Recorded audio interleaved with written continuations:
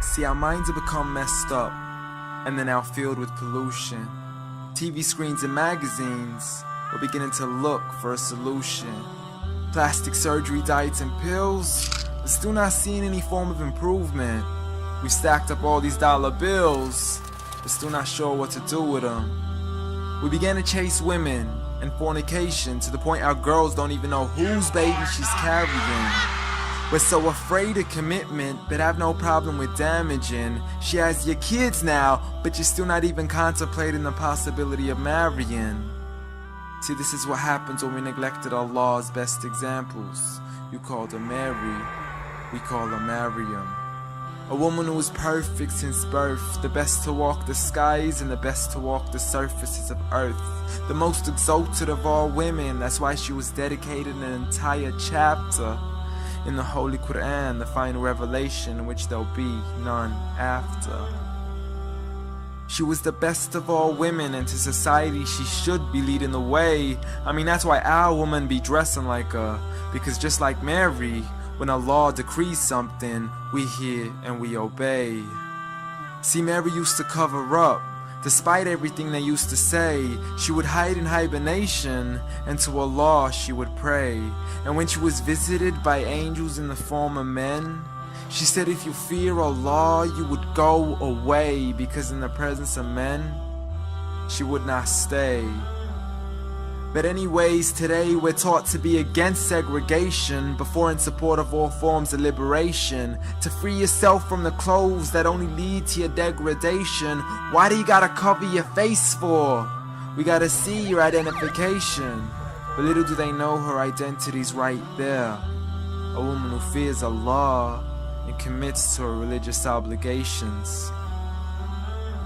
See, I respect all women too, because that's what my religion teaches. To lower your gaze when you're walking, there's no need to check out every second woman's features. There's no need to even shake another woman's hand, because in reality, there's only one reason why a guy would be pleased to meet you. And you could go ahead and deny it, but don't blame me for stating the obvious. When the pornographic industry is worth billions, you still don't see where the problem is? Sex is embedded into society to the point we'll exploit it to merely sell a car.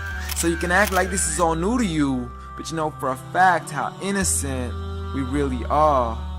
I mean, just look at the simplistic way we're taught to dress. It's like if you dress less, then you're destined for success. You then force your women into heels and have the nerve to say that we oppress. You got it to dress up tightly, like it's an opportunity. But every time we lose our minds, it's like, see what these ladies do to me? But I'm not blaming it on the women, because we too have responsibility. Prophet Muhammad ﷺ said the best of men is he who is best in his character, and the best of them is he who is best to his lady after he married her.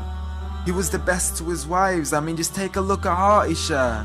He compete with her in races and smile just to make her happier.